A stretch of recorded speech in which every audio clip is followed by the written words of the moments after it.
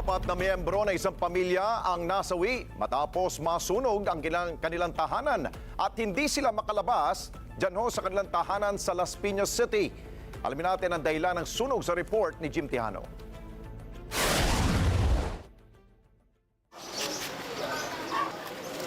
Pagputok ng liwanag, isa-isang inilabas ng mga bombero ang apat na bangkay ng tao na natrap sa loob ng bahay. Ito'y makaraang sumiklab ang malaking apoy sa mismong bahay ng mga biktima na isang residential building sa Bernabe Compound, Pulang Lupa, 1, Las Piñas City, pasado 1:00 ng madaling araw. Ilan sa nakikitang dahilan ng VFP, fault electrical wiring o nag-overheat na appliances. Tinitingnan po natin dito ngayon na ang gulo ay mula po sa kuryente. Makikita din po natin sa labas ng kanilang bahay kung gaano po ano po yung sitwasyon ng mga wirings nila. Sa inisyal na investigasyon ng Bureau of Fire Protection, tulog ang mag-iina ng mangyari ang sunog. Kinumpirma ng otoridad na isang pamilya ang nasawi sa kalunos-lunos na trahedya. Kabilang ang mag-asawa at ang 2 anak nila na pawang minor de edad.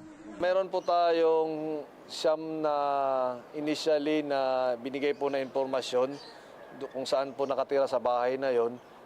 Yung 5 po ay nakalabas naman po. Yung mag-iina po ay doon natutulog sa mezzanine. Bumagsak po yung mezzanine hanggang 2nd floor. So magkakasama-sama po yung mag-iina. Yung ama naman po ay natagpuan sa malapit po sa kusina. So doon din po nabagsakan din siya nung mga ng mezzanine. Sa tulong ng 24/7 Firewatch camera ng VFP Las Piñas, mabilis nakaresponde ang mga bombero. Katuwang ang iba pang volunteer. Higit kumulang 600,000 pisong halaga ng ari-arian ang naging inisyal na napinsala sa nangyaring sunog.